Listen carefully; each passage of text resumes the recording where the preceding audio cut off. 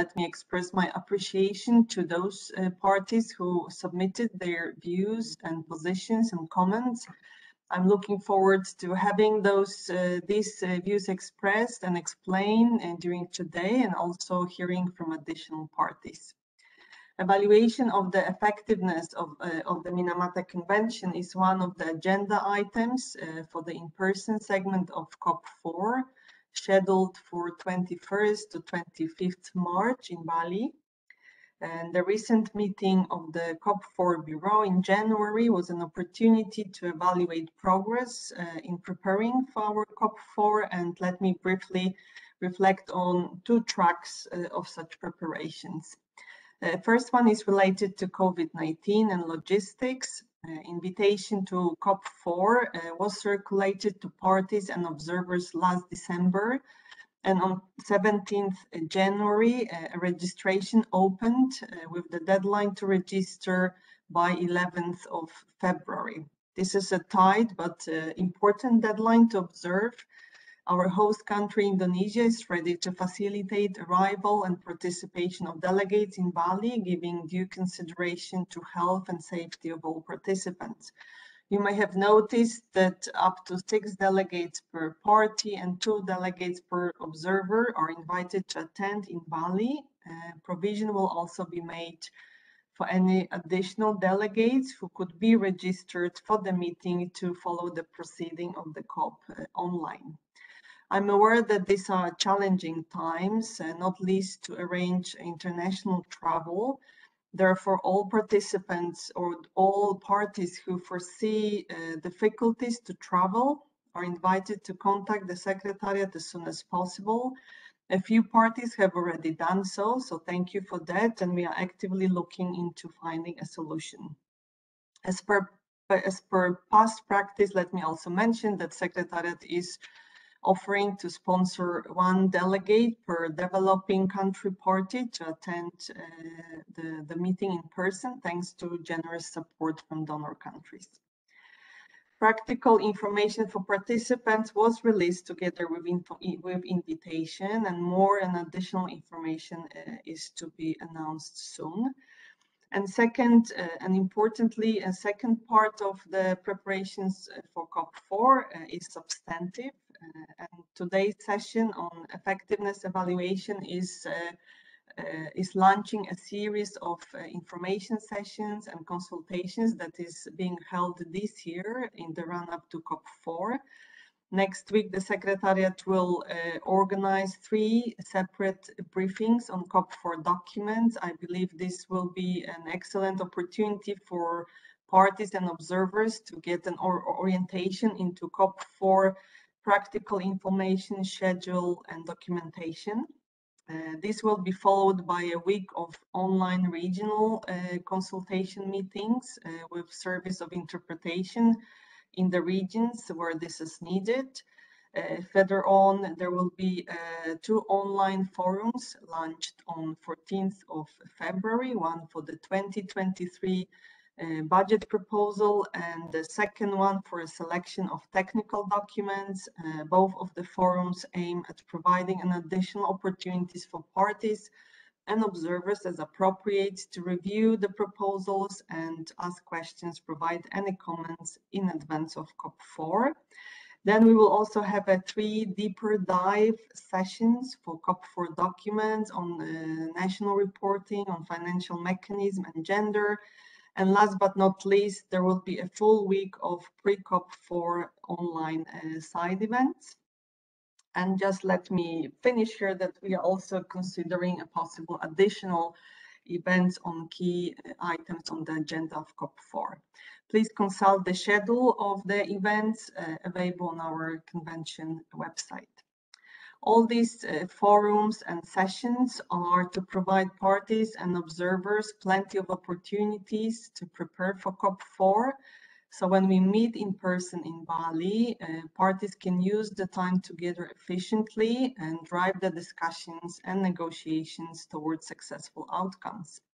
I'm looking forward to welcoming you in Bali, and in the meantime, I'm encouraging your active participation during today's session.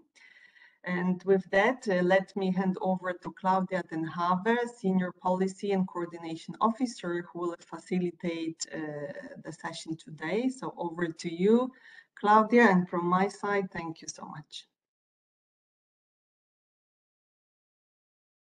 Thank you very much, Monica, for setting the scene for why we are all here together and hopefully all together soon in Bali. Indeed, I'm going to be showing you just a couple of slides just to recall what we are trying to achieve right now, today, but also perhaps on Thursday, and all together in the run-up of COP 4.2 on the matter of the framework of the effectiveness evaluation for the convention. So a couple of slides first. You know that there are written submissions that we have received, and you are able to look at those on the online portal. Each of the submitters are going to be able to speak to their submission, so we are very happy to know that many of them are online and joining us right now, and we will go into that. And thereafter, it is really very much the intent of this for it to be a discussion and a consultation to really understand each other's views going forward.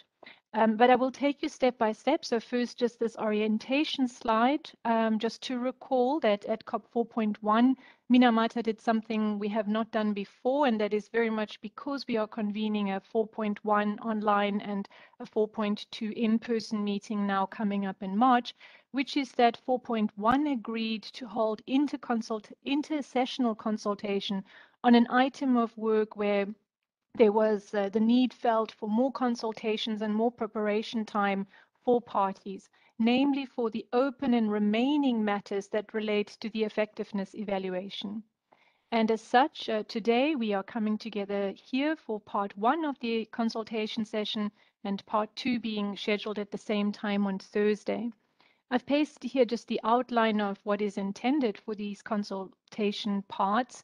The first is to present the written comments that are received, perhaps to collect any other comments that are coming forward, but also, and in particular, the consultations are to allow clarity to emerge, perhaps on wording that parties would prefer or would like to have more clarity on, or any other comments that might be coming forward, or any other questions that any of the submissions might be raising or might be shedding more light on.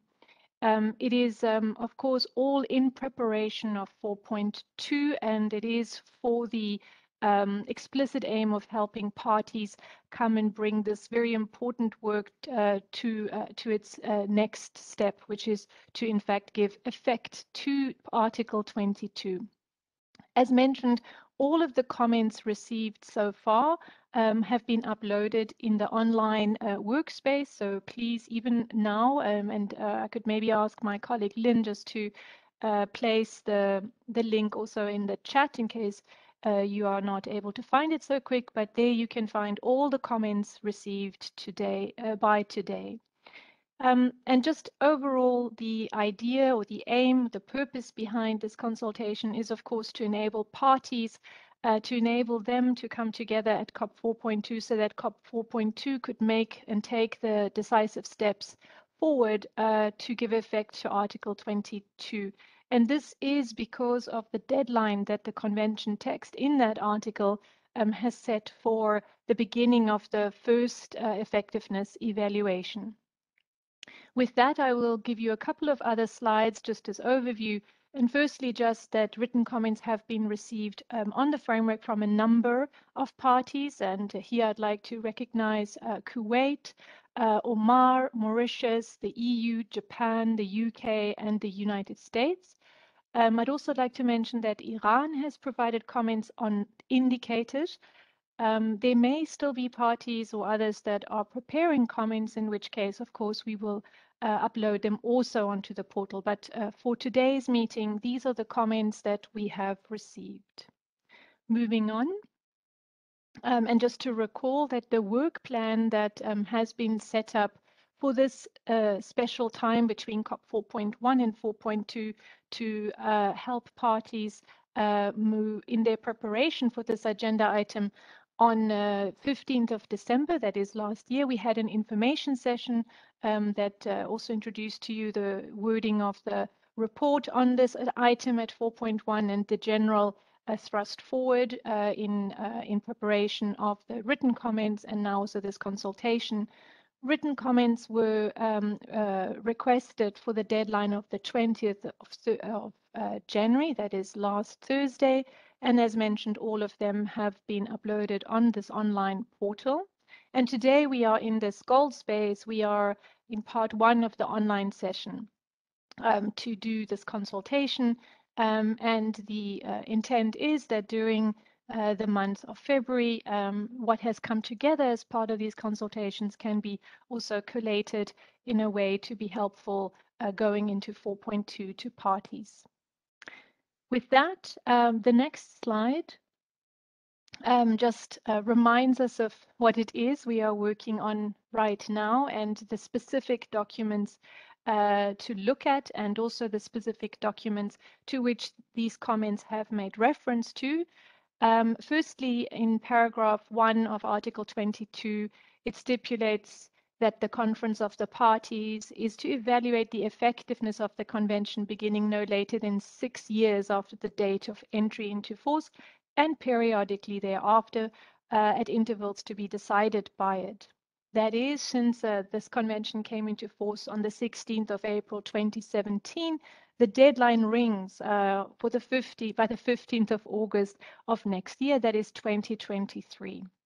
Just to recall, the COP experts and the Secretariat and others have done extensive work in this time since COP1 until now. And there has been extensive accumulation of mandates and requests from the COP in its preparation to take the next step and to begin the effectiveness evaluation. And here, just to recall, there was decision 1.9 at COP1, decision 2.10 at COP2, and decision 3.10 at COP3. And now we are here in the middle between COP 4.1 and 4.2 to make the deadline, which is to come to this next important spot, target time before next year. And may I also recall the document 418 is a document prepared by the Secretariat that looks at all of the mandates and all of the work that includes a look at all of the mandates given so far and all of the work done in fulfillment of those mandates so far against in the table against areas that are still needing to be resolved and concluded on by the COP to be able to finish this work. And further to that, as you may recall, and hence also these consultations, there was a party-led effort by Canada and Norway to take some of what was achieved at COP3 plus all of the mandates before and put this into a CRP, which is our for COP4 CRP1, a conference room paper on the framework for the first effectiveness evaluation. In other words, we have been requesting comments on both 418 and the areas of work that are still needing to be concluded, and also the attempt by the conference room paper to bring clarity to many of these areas of work. Going forward to the next slide, I'd just like to recall that in that document by the Secretariat 418 is a table, and this table lays out 8 elements that the conference at COP4 or thereafter would need to give clarity on. The first is the beginning of the first effectiveness evaluation cycle. Although I'd like to add a note here that given the deadline, though to stay within what is convention text, the first effectiveness evaluation would ideally need to be launched at 4.2 to make the 2023 deadline. This paper also outlines the different elements and items that have so far already accumulated, and some of which has already been worked on in terms of the elements of the framework of an effectiveness evaluation. Thirdly, there has also been requests on monitoring information and arrangements, so work has accumulated on that. Number 4, there is the role of the national reports as a source of information.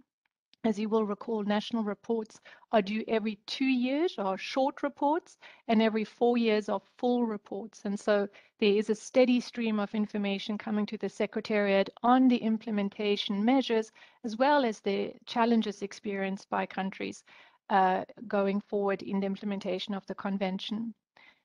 5, 6, and 7 are all outlining other areas of work that are stipulated by the Convention to feed into the process of the effectiveness evaluation, namely other scientific, environmental, technical, financial, and economic information that is available to be used, as well as information and recommendations from the Implementation and Compliance Committee, and as well as reports and other such materials and relevant information pursuant to Article 13, which is the one on finances and financial resources and financial mechanism, and also Article 14 on capacity building, technical assistance, and technology transfer.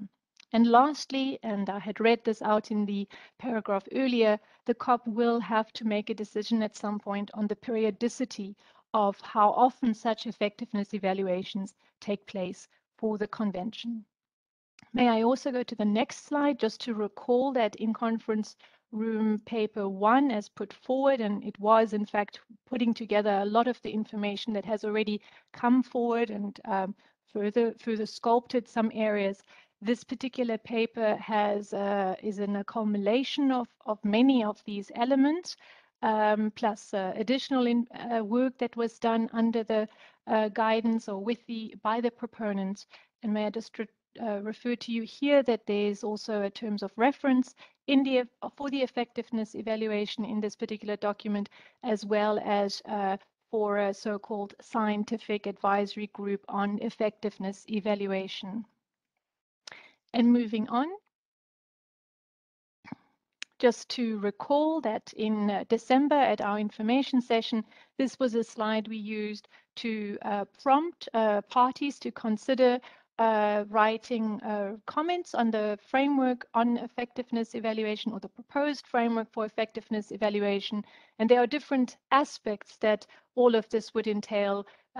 Some of it is including that there would have to be draft decision text before the COP in 4.2 to move forward, but also that it would consider the committee that is actually developing the effectiveness evaluation. It would also consider all the arrangements it needs for scientific monitoring and other such information that it needs to be serviced by, etc., etc. So this was the slide that we had at the end to refer you both to document 418, the one by the Secretariat setting out what has all been requested and where we're at.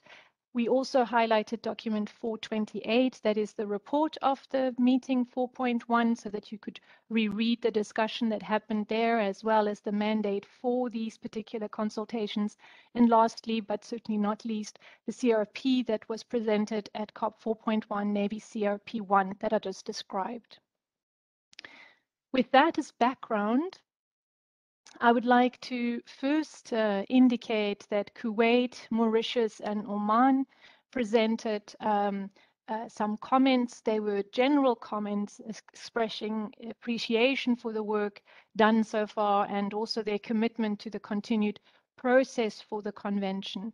If I may just look into the virtual room and ask if Kuwait, Mauritius, and Oman would like to add anything at this stage. Otherwise, I would propose that we maybe go to the next set of comments that were more specific, and we could perhaps return to some other general comments thereafter. But let me just pause for a moment just to ask, because I have seen that the colleagues from Kuwait, Mauritius, and Oman have joined us, if there was anything you would like to say at this stage, or if we could do that in the more general section.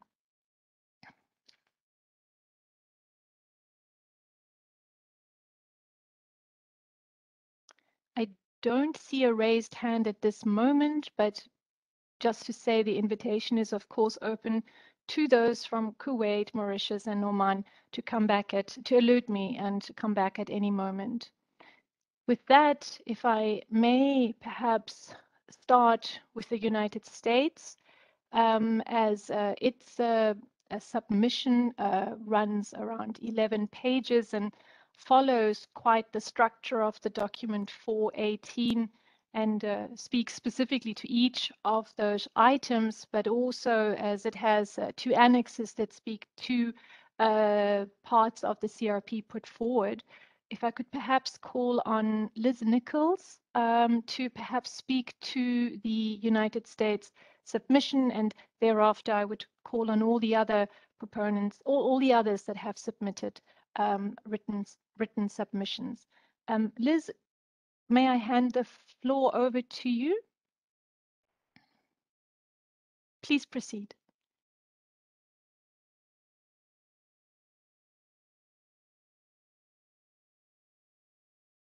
Claudia, am I successfully unmuted now?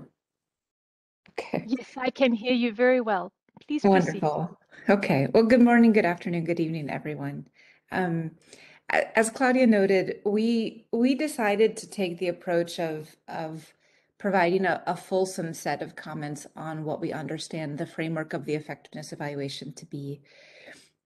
And as Claudia also noted, there's quite a lot of information in multiple ways of organization. And so to make this the most easy to understand and structured, we followed the outline of the 8 remaining areas of work that document 418 lays out as necessary for the Conference of the Parties to put in place to initiate the first evaluation of the effectiveness of the convention.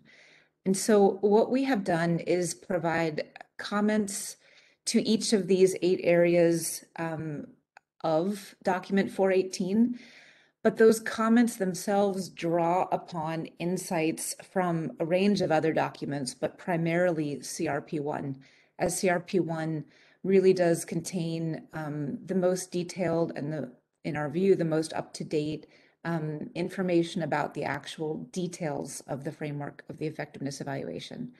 And perhaps it's helpful to say at the onset that we are all in this together, building a plane as we're flying it. And so we suspect that there will be a number of lessons that we learn as we elaborate this first effectiveness evaluation that we can then transfer to subsequent evaluations.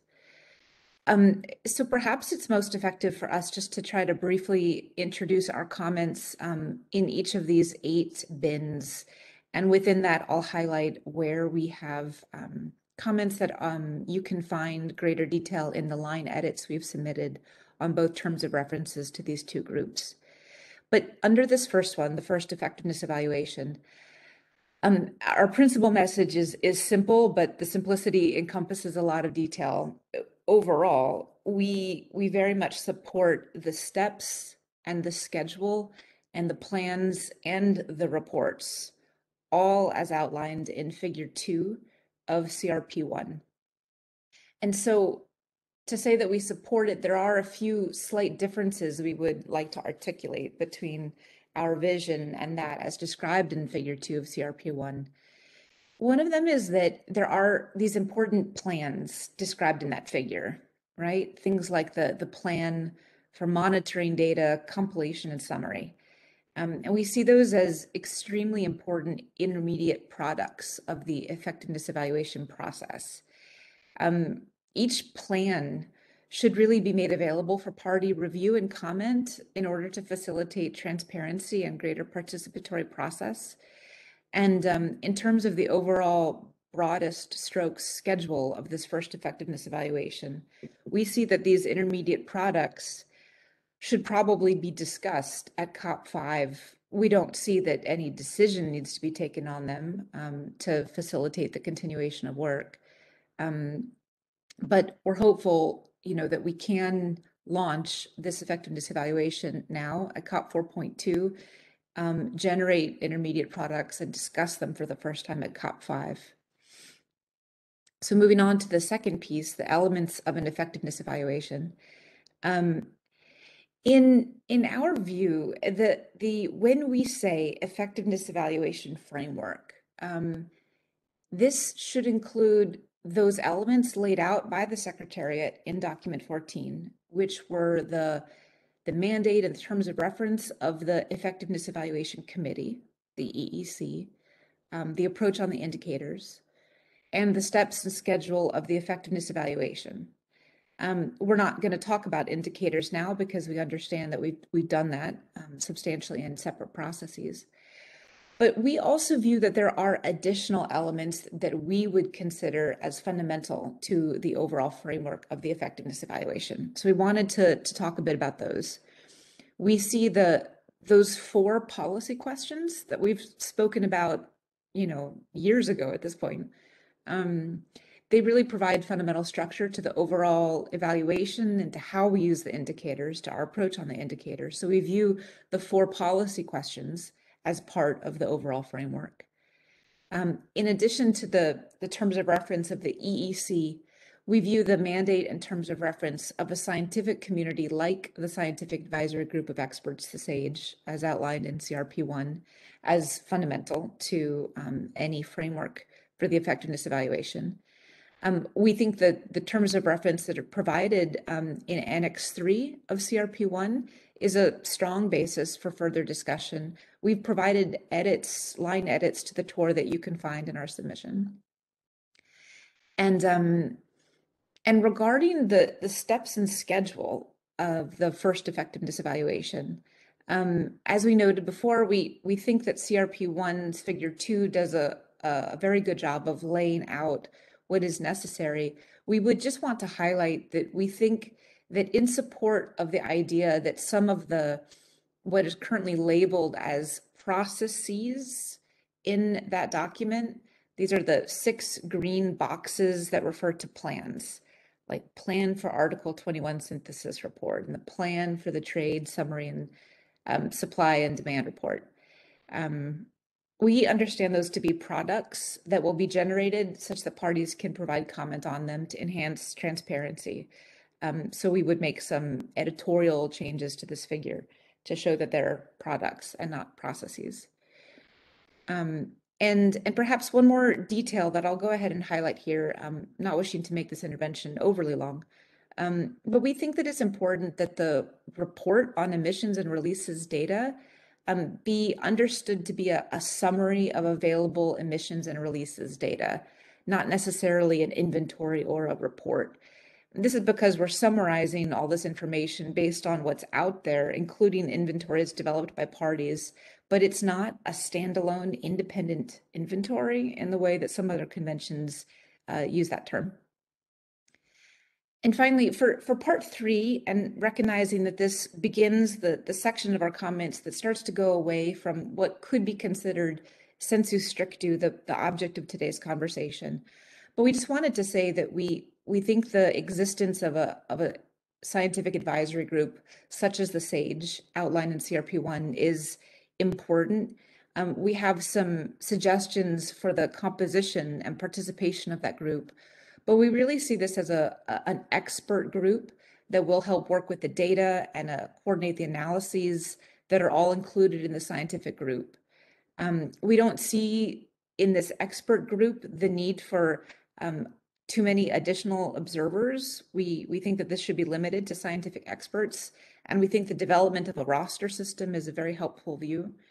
And we think that also, as an aside a bit, the monitoring guidance expert group, they have a clear mandate from Decision 310 to continue their work, to complete the annexes and supplemental material. And that work can transition to this scientific advisory group when we stand that group up, if the work doesn't happen to be done at that time. So we just wanted to reflect a little bit of comfortability with whatever pace the monitoring group needs to move it right now. I don't think we need to comment on Article 21 national reports. And we don't really need to say much about available scientific and environmental and technical information, other than just saying that we're excited to get moving on beginning to compile the information on emissions and releases as soon as we can following COP 4.2. That's an important part of this process. And we agree with CRP1 that process can be facilitated by the Secretariat. Probably a consultant will need to be involved. And then it certainly should be overseen by part of the SAGE as a scientific group. On point 6, we would raise the point that with respect to information and recommendations provided by and through the ICC, we think that actually the information inherent that the ICC deals with can be fed into the effectiveness evaluation process through the ICC report. It exists for a reason, and we don't see the need to have representation on the EEC from members of the ICC. And this just, wanted to reaffirm our understanding that the effectiveness evaluation is not a compliance exercise. And so while this doesn't necessarily relate directly to the framework of the effectiveness evaluation, it certainly does relate to some of the content in the TOR for the EEC. And I guess finally, just a statement, because everything is related to each other, and because we will need to discuss this at COP 4.2, in terms of the periodicity, we just wanted to note that it'll be helpful to have a discussion on this moving forward soon. We think that an 8-year effectiveness evaluation cycle would be really quite helpful. The periodicity of a long cycle, like 8 years, would correspond quite well to the 4-year reporting cycle, highlighting again the importance of the reporting information to this overall framework. And a longer cycle also better accommodates all of the improvements that we expect will come online from the scientific community and others in the data that's out there, the infrastructure for data, our ability to do all the necessary modeling, and that kind of thing. And so with that, I'll just thank you very much for hosting this. We're happy to answer questions and to engage in dialogue along with our other colleagues from our US EPA whenever you tell us to. So I'll stop there. Thank you. Thank you very much, Liz Nichols from the United States, for outlining what is in the written submission and what you see projected here. So I just wanted to perhaps open the floor if there was any specific question from anybody to what Liz has just presented as the views of the United States. Just to recall that indeed the indicator process is something that happened already, and all of those products are available, of course, also to COP 4.2, and it will have to be concluded on, but that is it is a separate, or it is already an ongoing piece of work. And just perhaps quickly to summarize just some points, Liz outlined the importance to the United States of the policy questions. She spoke to the TORs of the Effectiveness Evaluation Committee and also to the TORs of a scientific body such as the SAGE. She spoke to Figure 2 in Conference Room Paper 1, which sets out different aspects of the entire framework and made suggestions to call the processes rather products as opposed to processes.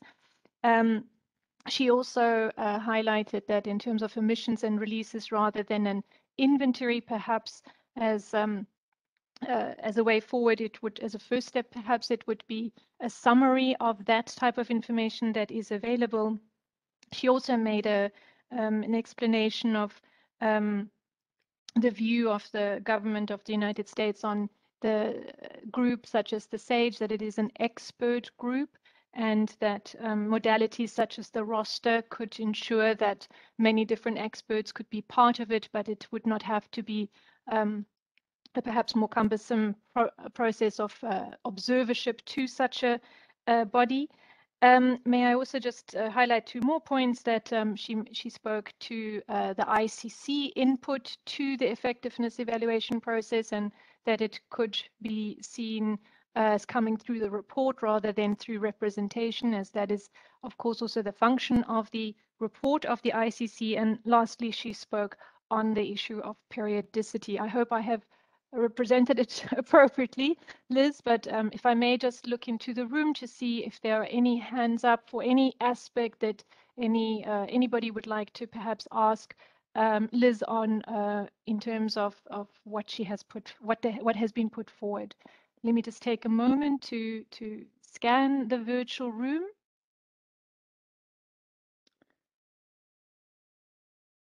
If I'm not mistaken, I'm not seeing any hands, but I hope I'm not overseeing somebody because I have a slightly different layout on my screen today. If I am not overlooking somebody, but we can of course return to any of this, I would perhaps like to go to the next submitter and the next slide, which would be Japan.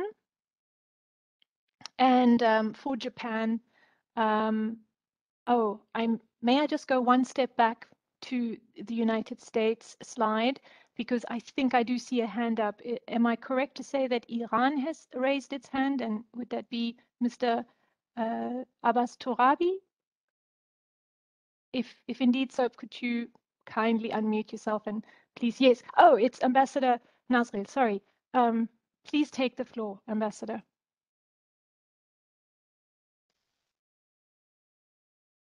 Thank you so much, and good afternoon, good morning, distinguished colleagues, and thanks for organizing this meeting. Unfortunately, we had a challenging technical problem to join the meeting, and we have been about 30 minutes late. Thank you for the presentation which have been made, and we are glad to see that there are many other papers and or views is coming up, so that there would not be only one paper, as we have mentioned earlier. This is the exchange of views, not a platform that will negotiate something at this stage. And the in-person meetings, of course, Iran would be able to share its views and concrete ideas about each and every issues at hand in the effective evaluation framework. But at this stage, may I ask to you, Claudia, that what is said by our colleagues from United States, that they would like to see a scientific advisory board. Do they see that this scientific advisory board, or whatsoever they call it, scientific board, is an open-ended, or I mean a minimum number of the countries and or representative or scientific experts who might join, because we might have a different views on that. We are not sure that a closed club would help. Even we are not sure that the advisory board would be something that mature at this time. There might be a meeting of the scientific experts who might join and hand in hand to the effective evaluation committee to help them. It's not necessarily a board, but may I ask them, because they said that about the composition, they do not want to see the other two vice chairs to come there. We have the same views, and we think that the meetings, the others reports from the ICC could come and to be shared in the meeting, no doubt about it, and no need for the further composition, but we might have a different views. May I ask to you that they are seeing this scientific advisory board, scientific advisory group, whatsoever, what we might call, finally on this, is open-ended or a composition which is very limited. In their views, how the composition would stand? Thank you. Thank you very much for your question. And if I may already alert the United States, would Liz be able to speak to that? And just to assure you, Ambassador, you haven't missed any presentation yet, but also just to, of course, say we will share all of the slides afterwards. But all what you may have missed is just my introductory slides in terms of how we got here today. But this is the first deeper submission that we are considering today. So if I may hand over to Liz to reply to this particular question. Thank you. Thank you very much, Claudia. And thanks to the ambassador for the very helpful question. I think the most simple way to respond would be to turn directly towards the text drafted by Canada and Norway upon which the statements that we made are edits to their drafted text. So that can be found in the terms of reference for what they have labeled the Scientific Advisory Group on Effectiveness Evaluation, SAGE as an acronym.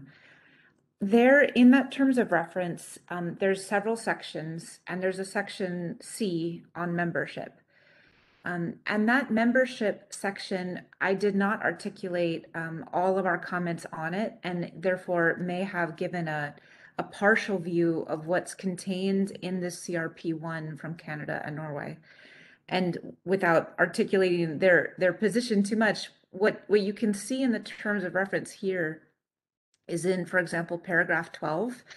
It articulates a view of the SAGE as being composed of a representational body.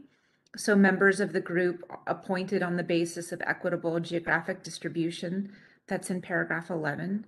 And then in paragraph 12 holds that each of the 5 United Nations regions will nominate, they have proposed 4 experts from parties to represent them in this group.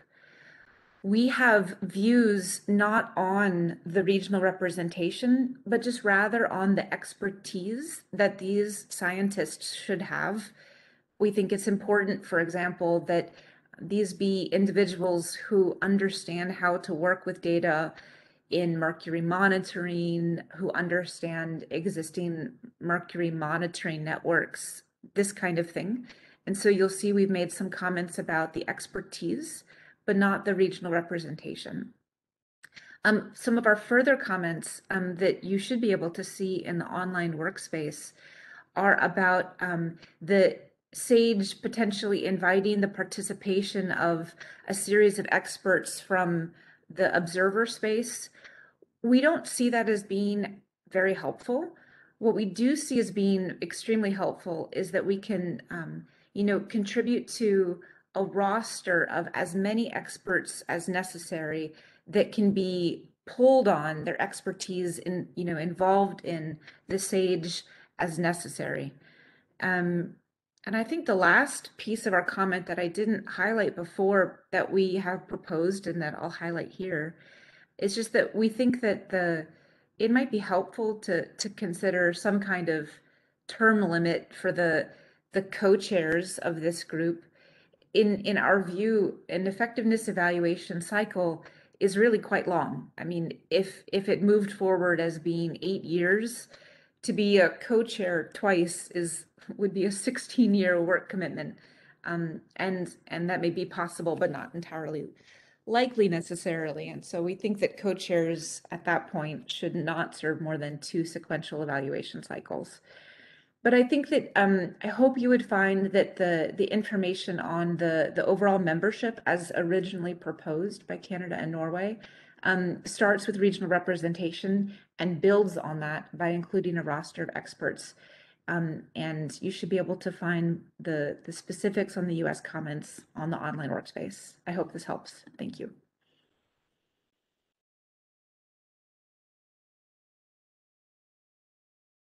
Thank you very much, Liz. And may I just check in with Ambassador Nasril that there's no follow-up question immediate to that? I'm watching to see if you might put up a hand, but if not, I think we could continue and go to the next written submission that has been received.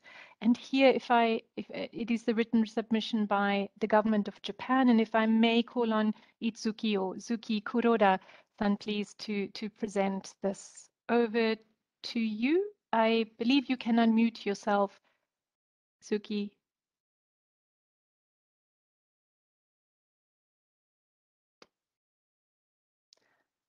It may, okay. It might be Mr. Yoshizaki. Okay. I leave it to Japan to do the presentation. Please go ahead, either Suki or Mr. Yoshizaki. Over to you. Thank you, Claudia. This is Hitoshi Yoshizaki from the Ministry of the Environment, Japan. And thank you very much for your organization of this online consultation on the framework of the effectiveness evaluation, and providing us with the opportunity to present our comments on the framework. Similarly to the US submission, our comments built upon the CRP provided by Canada and Norway. Since we think that CRP is a very good starting point of the discussion on this framework. So,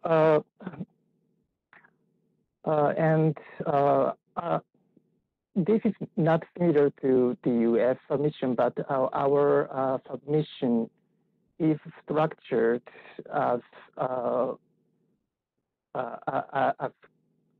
shown in this slide, and our comments are not structured in consistent with the document 18 of COP4.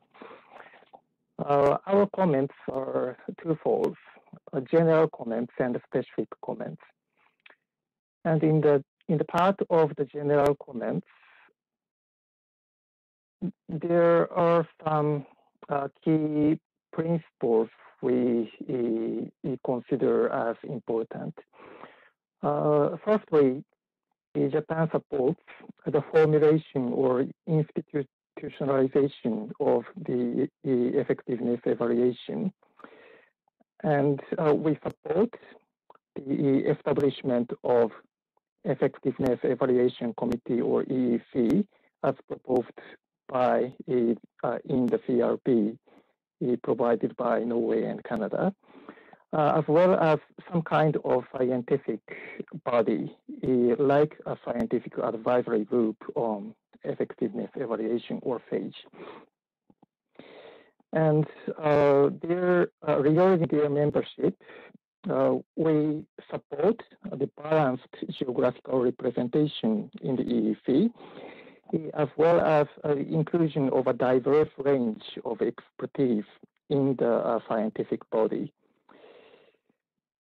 And in the second bullet, in order to effectively conduct our work on the effectiveness evaluation, it is important to collect the available and latest scientific information to the fullest extent. And this includes data on mercury concentrations measured by not only parties, but also various organizations. And also, we think the multimedia models would be a very good tool to understand monitoring data and supplement the mercury level data. And on the third bullet,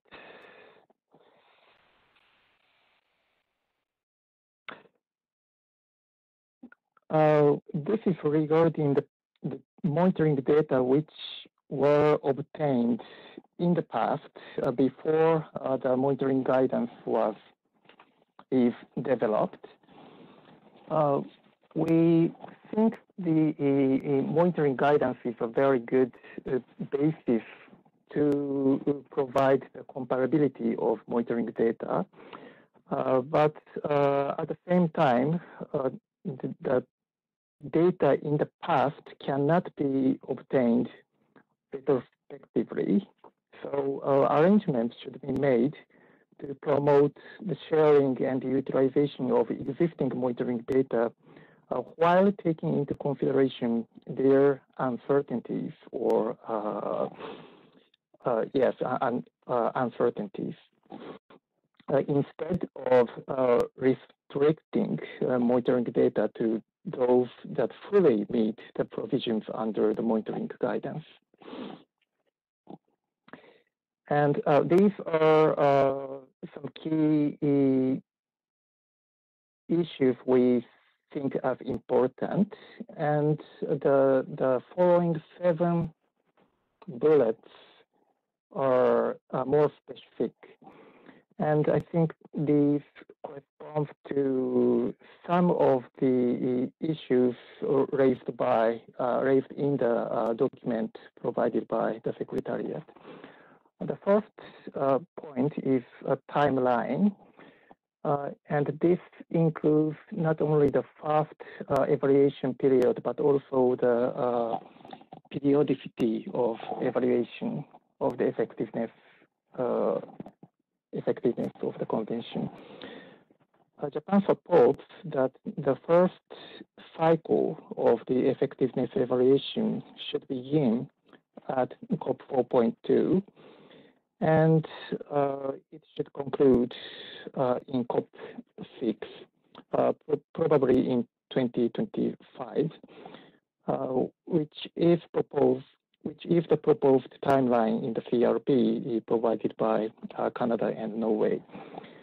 And we support this 4-year cycle of the first effectiveness evaluation, since the main sources of information for the evaluation are the Article 21 national reports, which are to be submitted every 4 years.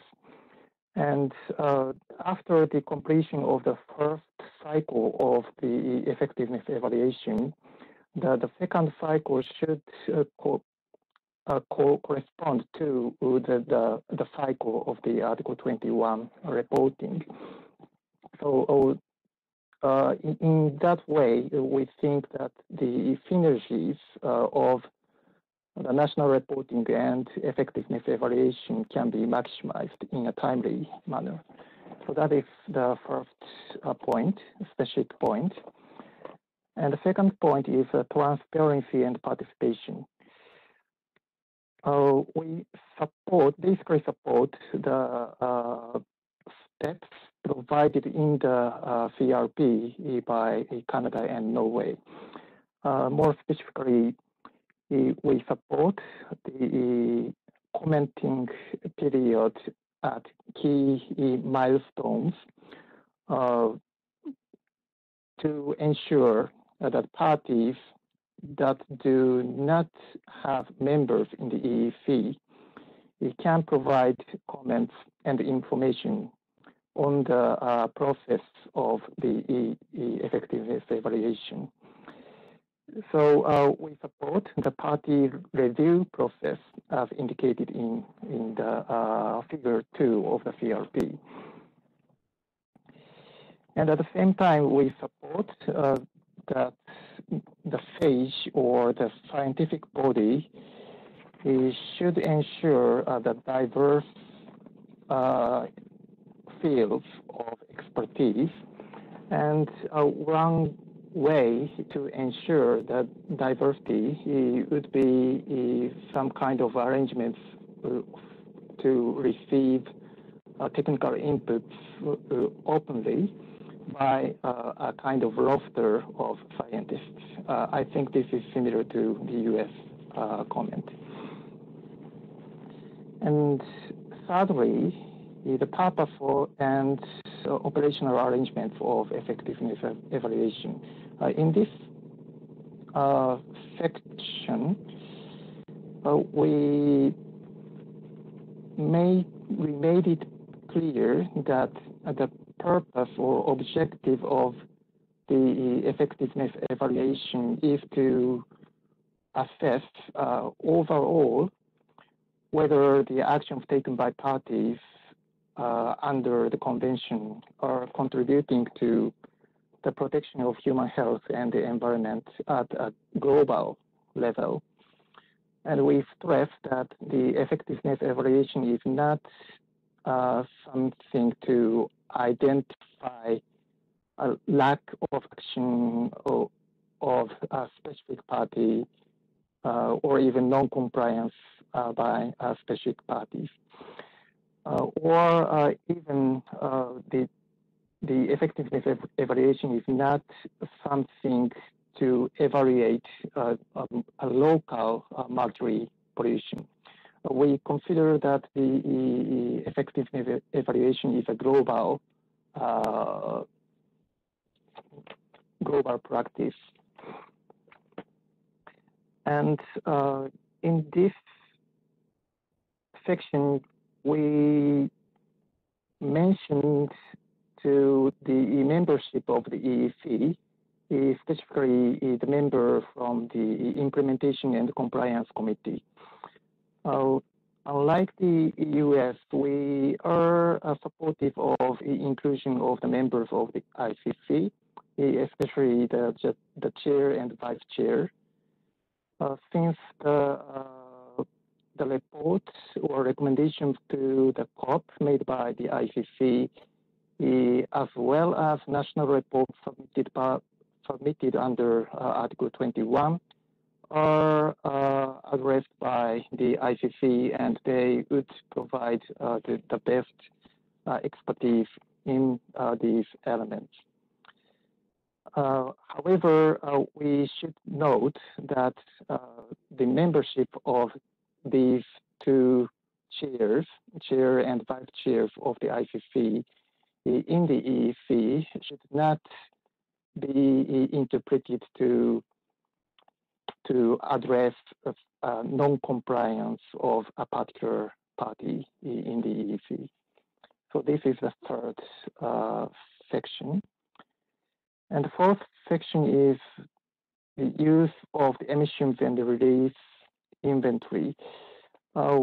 We think, similarly to the US, this element is very important, and it should not be a simple compilation of emissions and releases inventories developed by parties under the convention. Rather, there should be additional sources of information or even a new estimate to be made on a global level to evaluate the global effectiveness of the convention. The emissions and releases inventories developed by parties would have some issues in terms of accuracy and comprehensiveness or coverage of at a global level. So we need to take into consideration these aspects. And we think that the Secretariat may not be the best position to create such comprehensive inventory. Rather, we think the more active role in the SAGE or the scientific body. So this is the fourth element. And the fifth element is on the monitoring guidance. In this section, we think that the guidance on the monitoring guidance is a very valuable pieces of information for providing a certain level of criteria needed to ensure a comparability of monitoring data of mercury. At the same time,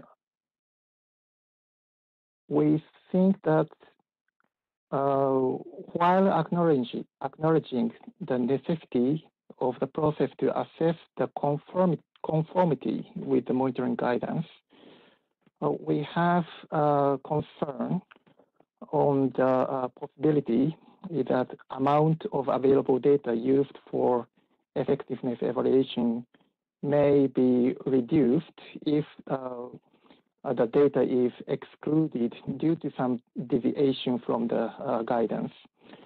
We should assess the extent of the deviation and use the data as much as possible while noting the uncertainty of the data. That is the fifth element. And in the sixth element, we have some comments on the sources of information.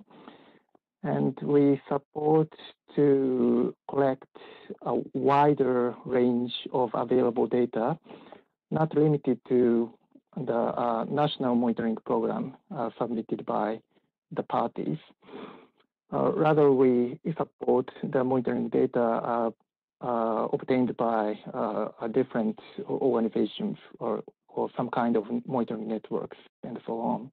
And we also support using the UNEP's products, such as the Global Mercury Assessments report, in order to supplement the information submitted by the parties. Since I stated before, the exercise of the effectiveness evaluation is a global exercise, and we need to cover not only the parties' data, but also the additional data to estimate or evaluate the effectiveness of the convention. And we also support using multimedia models, as I said earlier. And finally, in the seventh bullet, we made some comment on the data ownership with regard to the monitoring data to be submitted for the purpose of the effectiveness evaluation. The ownership of the monitoring data should belong to the party itself, and arrangements should be made to ensure the ownership of the data. I think I cover most of the elements Japan submitted of the comments. Thank you very much. Thank you very, very much, Toshi, and to the government of Japan for these equally comprehensive comments and also your elaboration. If I may just shortly summarize some items in case there are some specific questions that are immediately coming from the floor for clarification. You spoke to some general comments firstly, and as also projected here, some key principles in terms of going about the effectiveness evaluation. You supported, the government of Japan is supporting the establishment of an effectiveness evaluation committee and also a body for scientific work. You highlight that for membership, in addition to balanced geographic representation, there must be a diverse and appropriate range of expertise available on such a science body. You spoke specifically also to information and data. I will return to that. And also in terms of the monitoring guidance, giving a good basis, but that there would need to be active sharing and utilization of such data to help ensure that information would not be in a way restricted or so. You had very specific comments, and they are under those 7 items. Firstly, on the first effectiveness evaluation and periodicity, the government of Japan is supporting starting the first cycle at COP 4.2, and with a set conclusion for COP 6, that would be in 2025. You are supporting a 4-year cycle to be in step with the national reporting cycle, that is also a 4-year reporting cycle. Secondly, under the point 2, you are supporting the steps outlined in the CRP. You support the commenting period and see it as imperative at the milestones indicated, especially for parties that may not be on the Effectiveness Evaluation Committee, and so that their comments and views can also be included. This party review process you highlight, figure 2, as very important. And also, again, you reiterate that the bodies such as the SAGE would have to, in addition to be regional representative, have the diverse fields of expertise that are needed, with other expertise also being called upon through the proposed roster. On 3, you make the point that, of course, it is the purpose that the effectiveness evaluation helps see what contribution the convention makes to the aim of reducing mercury harm, as outlined in the first in the objective of the convention. You highlight that the effectiveness evaluation is not there to identify lack of progress in a specific party, or even an issue of compliance in specific party, or to look at a specific local mercury pollution issue, but it is therefore as a global practice, as a global endeavor. You expressed Japan's views on the membership of the chair and vice chair in the ICC, which divert from those of American. You explained that you would prefer seeing the two included in the membership, but you also, Japan also outlines that this is not to be interpreted as a form of compliance checking or addressing any lack of compliance, but to feed the information from the compliance. You also made the comment that, of course, one has to look at the terms of the respective chairs, as they may, if I may add, that be different to the cycle of the overall effectiveness evaluation cycle once decided. Under 4, you spoke to the use of the emissions and releases inventory. You would like to see more than a compilation.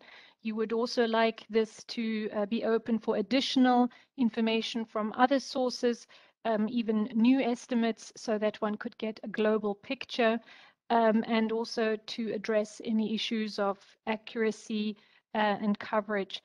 You mentioned that that the Secretariat may not be in the best position to create such a comprehensive inventory, and that there comes the active role of the science body, the perhaps to be established SAGE, etc. Under 5, under monitoring guidance, this is of course also a separate area of work, but it feeds under the framework. You made the point that, of course, assessing conformity with the guidance may mean that some data could be potentially excluded, but this is maybe perhaps not the best way forward, and that such, even if such data slightly deviates, it should be used as much as possible, but always recognizing the uncertainties of such data. Second to last, you spoke about sources of information, and are supporting a wide range of data to be included, and not only data from the reporting cycle, and you support also other potential or currently available UNEP products in this regard. And as it is a global exercise, you would like to be able to see that there could be additional data information coming forward in addition to the party submissions. And you expressed the government of Japan's support for models. And lastly, on data ownership, you raised the importance of data ownership, and ownership should be maintained by the party, and such arrangements should be made. May I just check in with you that I have summarized this correctly, or if there's anything you'd like to add, Toshi? Otherwise, if I may invite the floor, if there are specific requests or specific items you would like Japan, you'd like Toshi to speak to. Thank you. I see that I have managed to summarize your very extensive and very helpful presentation. I think I see, I'm receiving a note that Iran has put up its hand. And if I may, if I understand it correctly, it would be this time Mr. Abbas Torabi. Mr. Torabi, could you unmute your microphone? I believe you have a question you'd like to pose.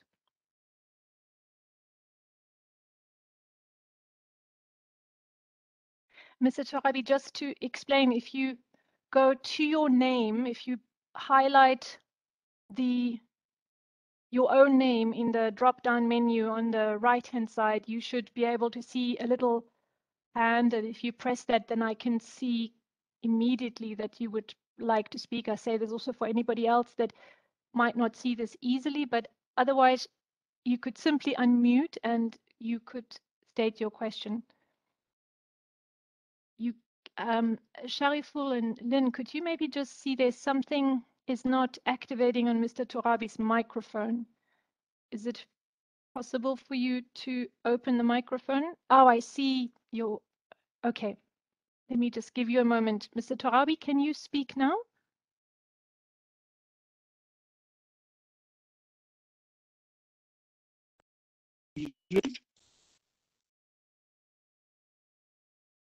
Claudia, can you hear me? I can hear you. I can hear you loud and clear. Please proceed. Thank you very much, Claudia, and thank you, Secretariat, for giving us this opportunity for this online exchange for effectiveness evaluation framework and the move to move forward. Probably our colleague Ambassador Naziri has given some explanation. I just connected to the platform because I had connectivity problems. Regarding indicators, we have already submitted our ideas, written ideas, but regarding effectiveness evaluation framework, we are still working on that. And we have not finished the work on that. We need some more time. Regarding Canada and Norway joint proposal, we have worked on that, and but we have also our own proposal. So as well as we finish that, we will give our own submission, written submission later on after the meetings. Just I want to give some general observations of Iran regarding effectiveness evaluation. First of all, we support developing the framework and moving forward. So we think it's a very good thing, and we should work jointly together, jointly on that. Secondly, I want to emphasize and highlight the difficulty of collecting the data for emission and releases, particularly for developing countries who face with financial and technical challenges, that it should be taken into account in developing the framework. Third, we think that there should be some more time until COP, in-person COP of Bali, for providing more written submission of parties, because this is very difficult work and we cannot do it just in 1 month. So we hope there should be enough time for giving additional comments, written comments. About to go to more specific issues of the effectiveness evaluation framework. For instance, about timelines, we think that it should be more open and more flexible timelines from level 1 until level 5 of framework, as have been decided in COP3. Because if we restrict it to some a certain timeline, a limited timeline, some countries and parties may have challenges in providing their data to improve and go to move forward in the framework. So we hope that it should be more open and flexible timelines. And about the effectiveness evaluation cycles, as Japan supported 4-year cycles, that it is in parallel with national reporting cycles. We think that this is something that should be decided during the consultations and deliberation on the effectiveness evaluation. We cannot say from now that 4 years is enough or 2 years enough or more than that is enough. We think during the consultation from the beginning of the effectiveness evaluation and during the process, we can discuss that and reach to conclusion about that. We cannot decide about that from now. And about advice to use, encourage or advise to parties to use emission and release guidance. We think that, as I explained already, it is something that certain parties, particularly developing parties, have difficulties. And in using that, in encouraging parties for using this guidance, we think that problems of those countries in technical and financial terms should be taken into account. And if certain parties have difficulties in using that, there should be some channels and facilities for those countries to support them, to be able to develop inventory on emission and release, and also collect data. About the structure of the effectiveness evaluation committee and also scientific advisory group as proposed by Canada and Norway, excuse me. We think this is something that we should think more about that. We have some observations about the structure and terms of reference of such bodies, and maybe the format can be different. We can give our own idea later. And I stop by here. Thank you. Thank you very much indeed for joining, of course, and also for giving your reflections from the perspective of your country, the government of Iran. And let me assure you that it is, of course, still possible to submit written comments. Currently, we have listened to the written comments of the United States and thereafter Japan, and now we've actually received many additional comments from Iran as well on this to have a more common picture of what parties feel and what their view is vis-a-vis these key aspects, many of which just summarized again by Mr. Torabi, of course, but before that by Toshi of Japan and Liz of America. May I, so let me perhaps just look into the room if there were any specific other questions to Japan before I release Toshi from that. I see one comment from Toshi Yoshizaki in this chat. Would you like to speak on that? Because would you like to add any comment on that? The matter of the terms of the ICC and the effectiveness evaluation cycle, or is it sufficient? It is in fact described in detail in the written submission. I'm looking at the time, and we have progressed very rapidly through our 90 minutes, and so in fact theoretically or practically we only have another 10 minutes left, but we do have also, we have 3 more shorter submissions to present to you. So if I may move to the next slide, in the absence of any hands that I see specifically now on the Japanese comments or other comments, may I move to the next slide and invite, yes, it's the United Kingdom. If I could invite Matt to present the views submitted by the UK. Please, over to you, Matt Lovett. Lovat, yes, please. Brilliant. So yes, thank you for this opportunity to provide comment, and particularly thank you to the Secretariat for hosting this online consultation session and collating the comments.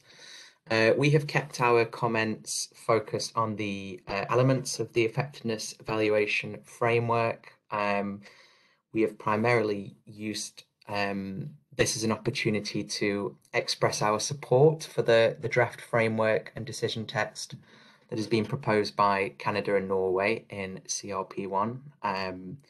We really appreciate the facilitative process that's been undertaken by Norway and Canada to develop the paper, which in our view outlines a practical and a robust way forward for the Convention's first effectiveness evaluation. Specifically, we would like to highlight our support for the key elements of the framework, including the proposed reports, process and timeline, as well as the terms of reference for the Effectiveness Evaluation Committee and the Scientific Advisory Group on Effectiveness Evaluation, or SAGE. We view these suggested institutional arrangements, structure and outputs as valuable aspects of an effectiveness evaluation framework that is seeking to be both inclusive and comprehensive. And our view is that this paper represents a promising basis for negotiation agreement at COP 4.2. One thing we did just want to highlight is that while we believe that the CRP addresses most of the key remaining areas of work related to agreeing an effectiveness evaluation framework, it does not at this stage contain a proposed approach on indicators. And I think our view is that there would be benefit in agreeing indicators as early as possible at during COP 4.2 in order to facilitate the work of the EEC and to prevent any potential future delays to the effectiveness evaluation report.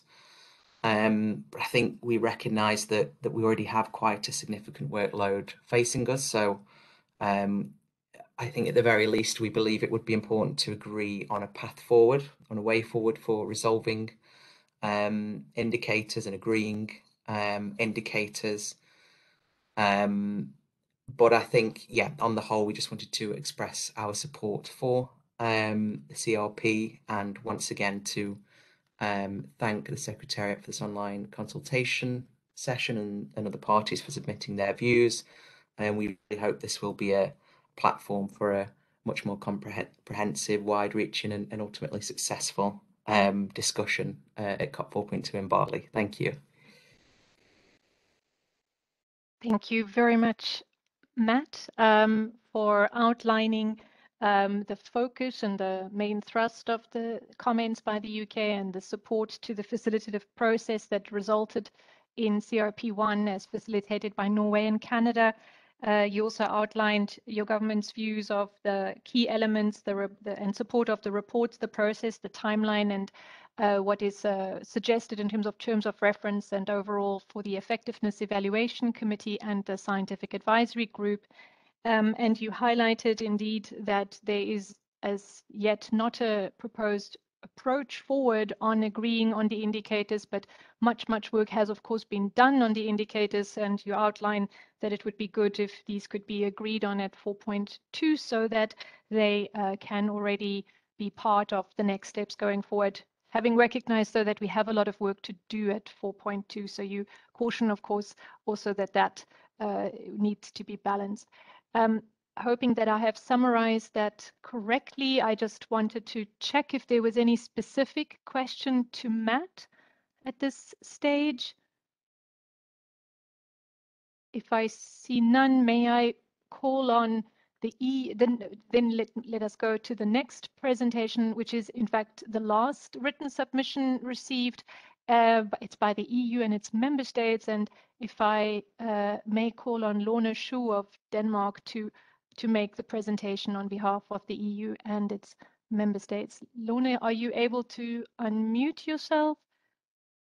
Yes, I see you. I hope. Good afternoon, good morning, and good evening to everybody. I can see you can hear me. Yes, very well. And I will try and do this as short as possible. First of all, would like to thank the Secretariat, of course, as well as Norway, Canada for their proposal. We think it is, from EU and its member states, a very, very good proposal and a very good starting point. And we do believe in that we will be able to reach agreement on this framework in Bali. Second, thank you also very much for those who have sent in comments and for the presentation of those at this meeting. It is very helpful in understanding one and each other on this pace to find the way forward and hopefully to reach our agreement, and on this as well, looking forward for the proposals as well, or comments sent forward by Iran, as mentioned just earlier.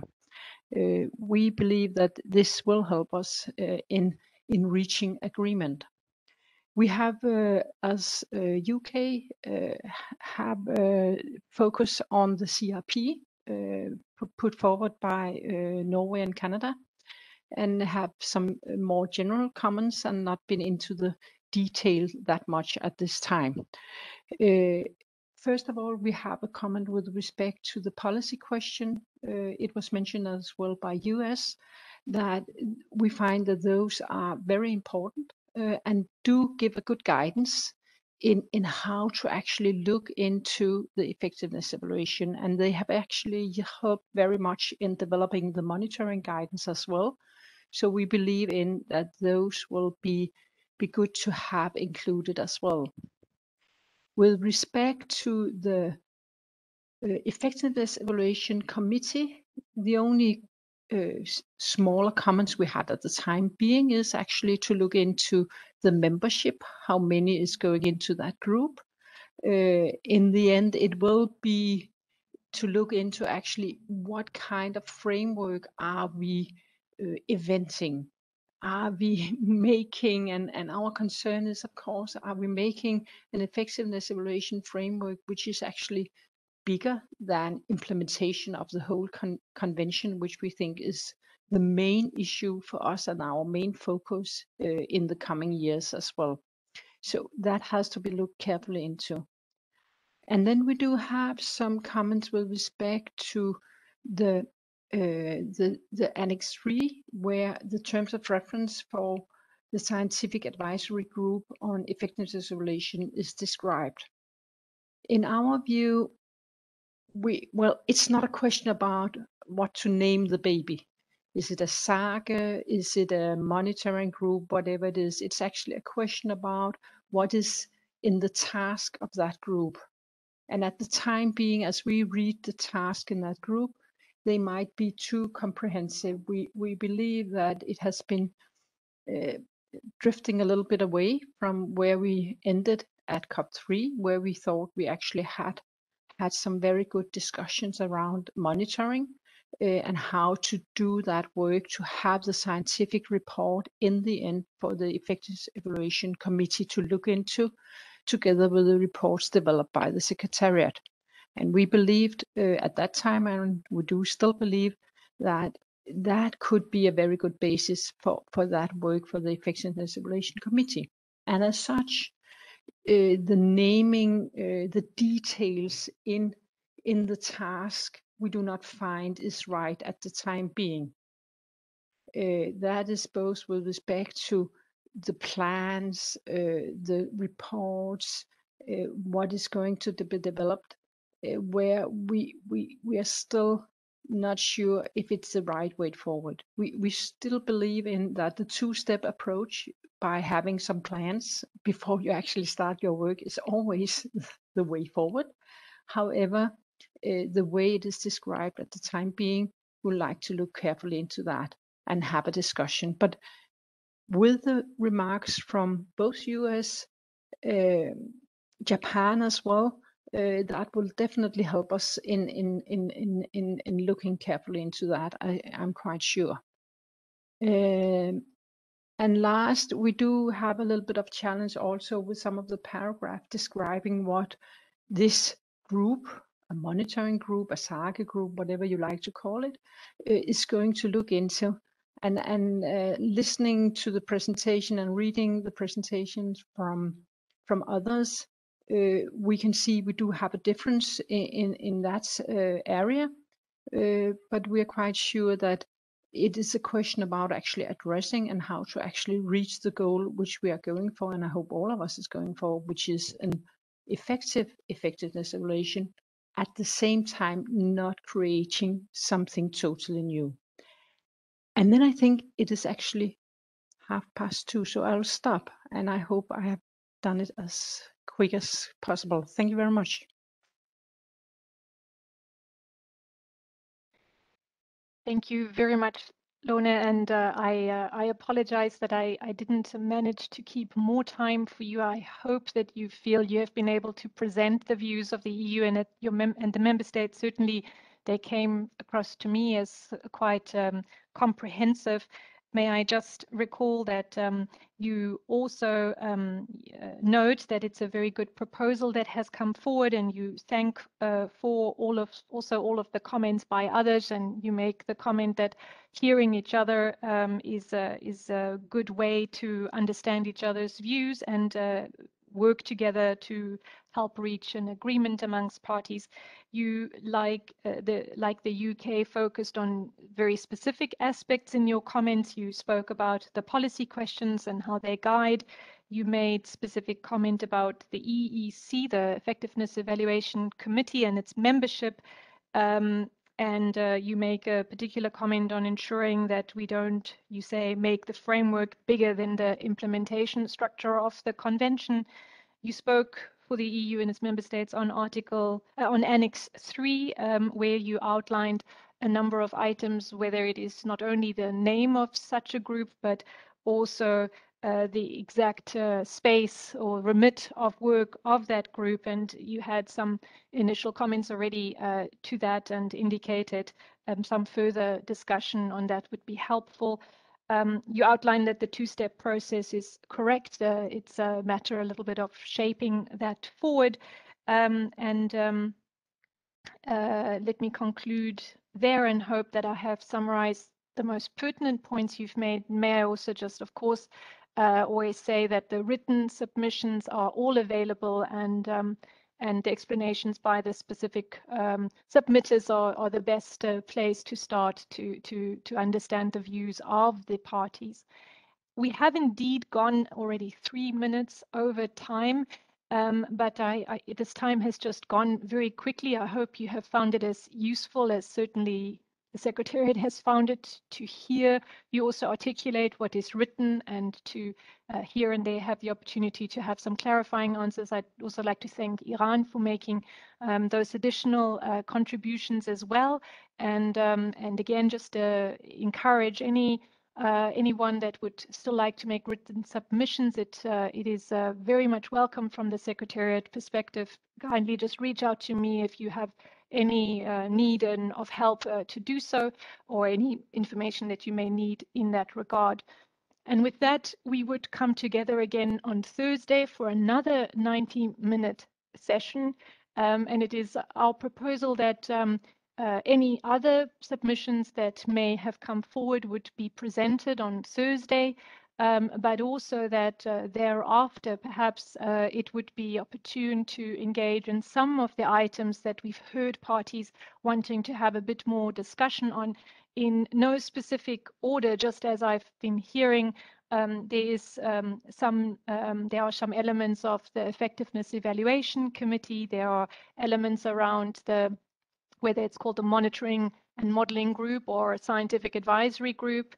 There has been some views expressed and different timeframes offered for the periodicity. There was 8, there was 4 years, so on. So maybe we could take that up. There has been a bit of discussion also on the role of the ICC. So perhaps if anything more is needed on that, we could look at that. And lastly, a number of you have spoken to the emissions and releases data and or potential inventory and or other such information collation, and perhaps that could be referred to or can also be picked up on Thursday. If there are other and additional items other than the ones I have mentioned, or if there's any other advice you have as parties to us as Secretariat to facilitate your further consultation on Thursday, please simply reach out and let me know so that we can help structure and present all the information in the order that you need it, in the way that you need it for your session on Thursday. With that, my apologies for having gone over 5 minutes, and thank you for staying with us. We look forward to Thursday, and please don't hesitate to reach out in the meantime if you should to me, or if you would like to. Thank you, Lynn Shariful, you've displayed these contact details. If you would like to reach out to any particular party and you might not have seen the name or not sure who to contact, please don't feel, please reach out to me and I shall be happy to facilitate a contact between you and another party should there be something you'd like to already clear in the meantime or have more information on. With that, I wish you a good rest of the day, to you in the mornings, to you in the afternoons, and to those of you saying the end of day today. And we look forward to being with you again on Thursday. Goodbye.